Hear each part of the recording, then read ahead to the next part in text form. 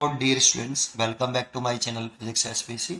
Laws of motion NEET का एक बहुत ही शानदार question. A block of mass m is in contact with the cart c shown in the figure. देखो, एक ब्लॉक है ये जिसका मास स्मॉल m है और ये कार्ट है, ये इसके कांटेक्ट में है। The coefficient of static friction between the block and cart is mu.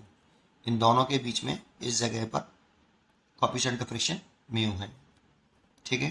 The acceleration, angular acceleration नहीं है ये, ध्यान रखना, अल्फा एसलरेशन है, सिंबल बदल दिया उसने।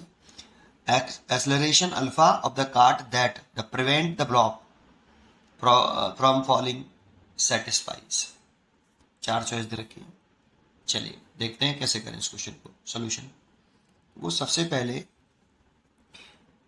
इसको हम इसका एफबीडी बनाए, स्मॉल एम मास का। स्मॉल एम मास का एफबीडी बनाना है। मतलब एफबीडी का मतलब होता है फ्री बॉडी डायग्राम, जिस पर जितने भी फोर्स स्मॉल एम पर लग रहे हैं उन सबको रिप्रेजेंट कर देना, उसका एफबीडी कहलाता है। तो सबसे पहले इसका वेट ना ले mg,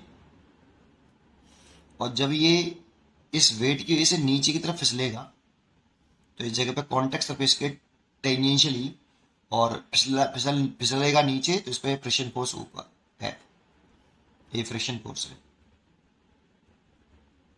ठीक, जानते हो इस पर एक सूडो फोर्स और लगेगा, लेकिन कब लगता है सूडो फोर्स? ग्राउंड फ्रेम से देखेंगे ना तो सूडो फोर्स नहीं लगेगा। अगर आप ग्राउंड पे खड़े होके देखोगे, इस जगह पे खड़े होके इस स्मॉल एम को देखें तो सूडो फोर्स नहीं लगेगा। तो क्वेश्चन करना हमारे हाथ में होता है कि हम उसे कहाँ से खड़े होके क्वेश्चन को करें। जानते हो, अगर आप ऐसे क्वेश्चन आते हैं तो उसे नॉन इनर्शियल रेफरेंस फ्रेम से खड़े होके देखें, वहां से करें तो ज़्यादा बेटर रहता है। जैसे मैं यहाँ से खड़े होके इसको देखूं, इसको, अब कार्ट में एक्सेलरेशन है। जानते हो फ्रेम ऑफ रेफरेंस क्या होता है? जहां से खड़े होके हम किसी बॉडी के मोशन को स्टडी करते हैं उसको हम क्या बोलते हैं? Reference frame. अब रेफरेंस फ्रेम दो दो टाइप का होता है, एक इनर्शियल और एक non inertial. Inertial reference frame वो जगह है जिसमें एक्सेलरेशन जीरो हो। हम ऐसी जगह पर खड़े होकर देख रहे हैं जिस जगह पर हम खड़े हैं उसमें एक्सेलरेशन ना हो।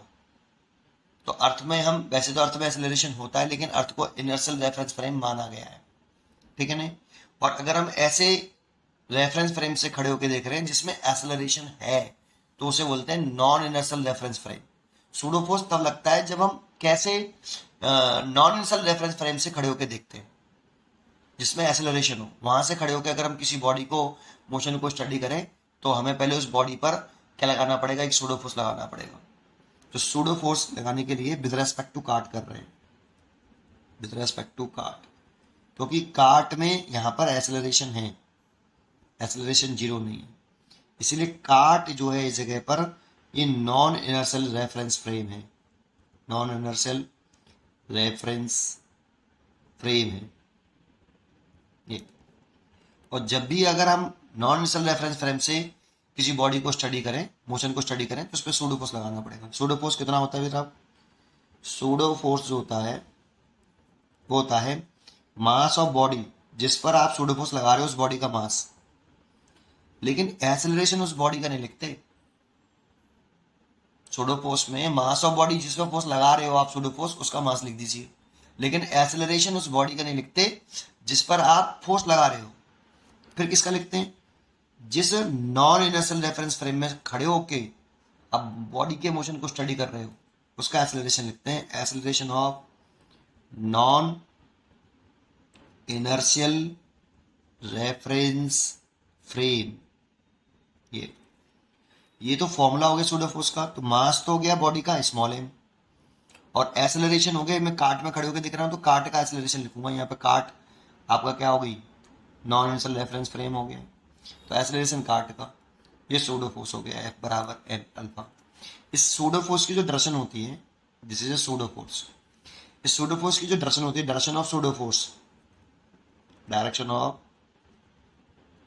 इसमें यही कंसेप्ट है तो इसको ही तो पूरा ढंग से बताना चाहिए। Direction of pseudo force is opposite to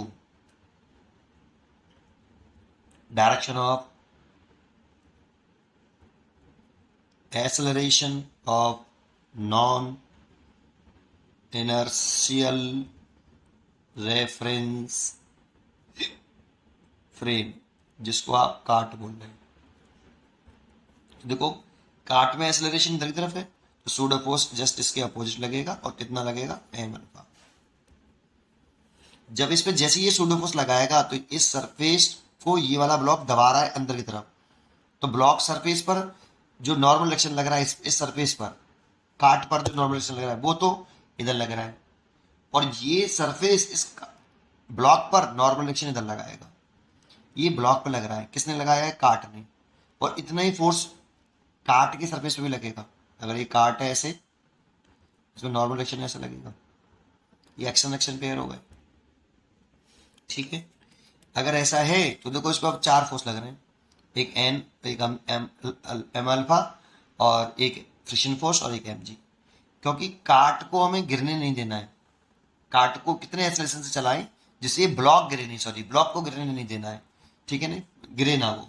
तो उसके लिए देखो फ्रिक्शन फोर्स जो है ये रिक्वायर्ड फ्रिक्शन फोर्स हो गया, इस एम को बैलेंस कर लेना चाहिए, है ना। इसलिए इन इक्विलिब्रियम, इक्विलिब्रियम क्वेश्चन खत्म हो चुका है। फिर भी जरा ध्यान दें, एफ तो अगर बैलेंस कर ले किसको? एम को, या एफ क्या है? रिक्वायर्ड फ्रिक्शन, ये रिक्वायर्ड फ्रिक्शन है। एक तो ये हो गया, और दूसरा आपका एंड एन एम अल्फा को बैलेंस कर ले, आपका ब्लॉक रेस्ट में रहेगा, ठीक है। अब कैसे करें? तो condition of no slipping, condition of no slipping, sliding कह दो क्या, अगर जो रिक्वायर्ड फ्रिक्शन है, ये रिक्वायर्ड फ्रिक्शन है, वो लेस देन इक्वल टू किसके? एफ एस मैक्सिमम से, तो ब्लॉक नहीं सरकेगा। सर इसका मतलब क्या है? तो देखो अगर मैं इसकी जगह पे एम जी लिख दूं, तो देखो एम जी तो इसमें नीचे की तरफ फिसलाने की कोशिश करेगा, तो अगर ये एम जी इस ब्लॉक और सरफेस के बीच में जो मैक्सिमम स्टैटिक फ्रिक्शन है उससे कम हो या बराबर हो, तभी तो ब्लॉक नहीं फिसलेगा। तो लेस देन हो या इक्वल टू हो, ये एम जी अगर छोटा है किससे?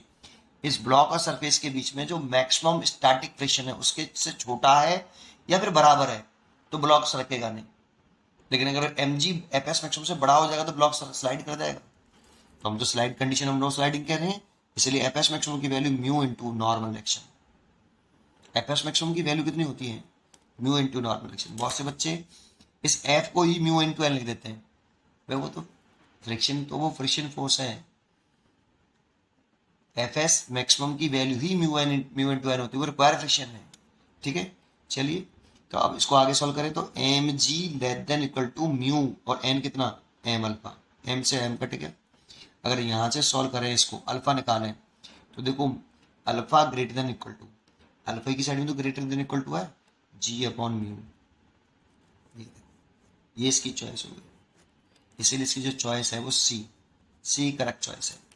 पढ़ते रहिए और खुश रहिए। Thank you.